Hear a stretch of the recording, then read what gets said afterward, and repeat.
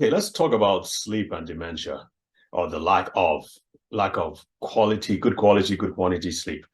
As you all know, we need to be sleeping like 7 to 8 hours a night. And I know when I say this in certain groups, they laugh at me. They're like, what? It's like, are you kidding? Um, I can't tell you how many people I've said it to. And it's like, well, you're kidding, right? They're mostly immigrants, military officers too, especially those serving in the front lines. They're like, forget it, it's not going to happen. So, first of all, I want to talk about the importance of sleep and how good sleep is related to good brain health and how the lack thereof is related to you know what I'm talking about. But also, I want to talk about blacks and sleep and why we seem to have a problem as we grow older, not sleeping as well. And there are clearly obvious reasons for that. As a quick backdrop, I have listed in my dirty dozen the 12 reasons, the 12 main categories of reasons why why the pathways to getting dementia, or the risk factors for dementia. I've included insomnia, which is the lack of sleep. It's not just the lack of sleep itself, but the lack of quality sleep, or the lack of uninterrupted sleep. I guess that would be quality sleep itself. We had to include insomnia. We had to remove some. We had to displace others from another one from the dirty dozen. I can't remember what exactly it was that we displaced, but just studying sleep and why sleep is so important. I think I have a book behind me. Wait, yeah, right here behind me. There's a book called Why We Sleep by Matthew. Let me just get it for you. There you go. By Matthew Walker. It's a brilliant book. You need to get it. It's really good. Anyway, so he explains why sleep is so important, and amongst the things that he talks about is that sleep is important for the formation and the consolidation of memories. It also helps to blunt the effects of emotional trauma. If you notice, when people have had a very, very traumatic event, they cannot sleep. But if you can help them sleep better, you'll find that the degree, or the emotional charge behind that traumatic event can wane with time. Time heals all ills, they say. Same thing with sleep. Good sleep can really, really help you recover from trauma, whether it's physical or emotional. Anyway, that said, sleep needs to be for about 7 hours a day. We know that with dementia, sleep, even before you actually start seeing the signs of dementia, we know that over a period of time, the sleep has been low quality, subpar, interrupted over a period of time. Again, if your sleep is not good quality, if your sleep is interrupted all the time, if you're not having enough deep sleep, and there are different stages of sleep. I'm not going to go into that now, but there are the different stages. And if you're not going through all the stages like you should on a regular basis, it's like getting into a car. Stick shift, if you can remember it. I learned how to drive with a stick shift, a Volkswagen Beetle, by the way.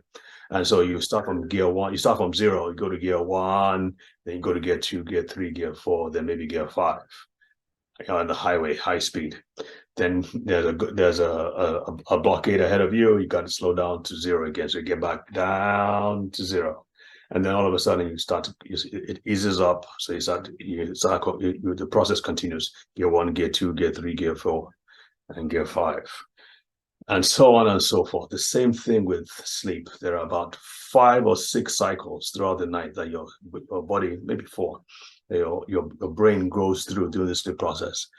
Obviously, when you're younger, it's a lot better. You go through those cycles effortlessly. It gets more difficult as you get along.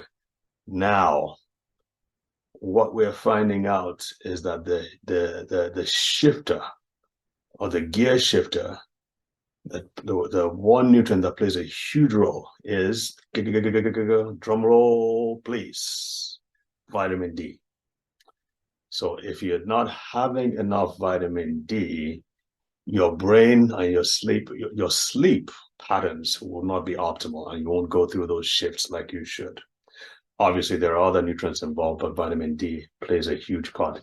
It does a lot of other things too, like helping you get rid of toxins, helping you flush out toxins during the night, helping with the repair process, helping with the consolidation of memories, as you sleep and so on and so forth. But I want to emphasize that what helps you go through those different phases of sleep is vitamin D. And guess what? We black people, especially as we grow older, past the age of 40, and as you know, as we grow older, we tend to gain weight. And so those factors, increase in weight, increase in age, usually result in a decrease in vitamin D levels unless you are proactively doing something about it.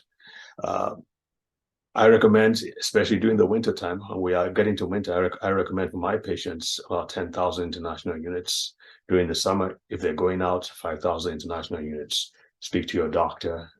I have to say that all the time. Speak to your doctor to find out. But what I found after hundreds and hundreds and hundreds of patients, not just adults now, but kids, especially kids with sickle cell disease, we found out that that really works.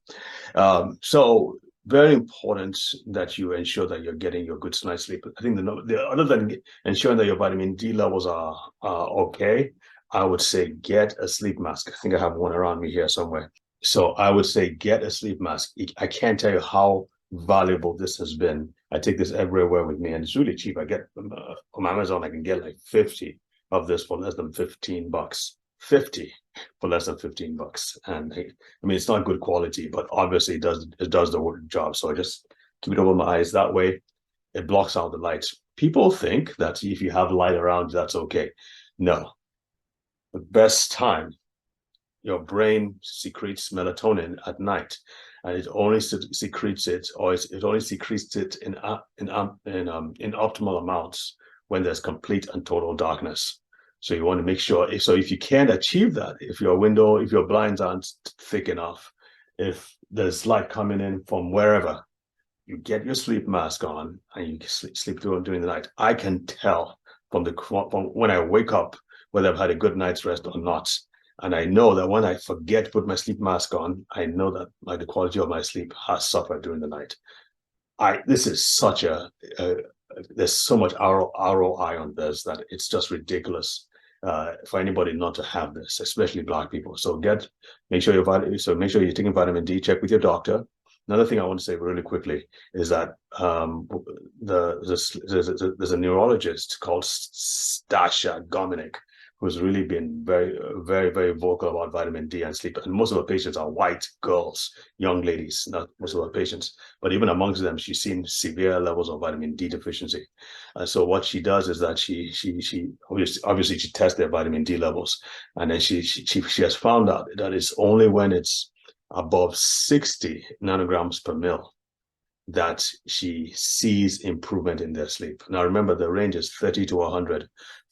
Most Black people that I've seen are less than 30. That's a bad thing. And the same thing can be said. Many of my doctor friends, when they check, it's always less than 30. Some are less than 10. But like I said, she's like 60 to 100. Above 60 is when she started seeing good results with sleep. So please take that seriously. I checked mine were 83. As you can see, I'm still alive. I think I'm still functional. I think I still got my marbles. So I think so. Maybe there's something going on.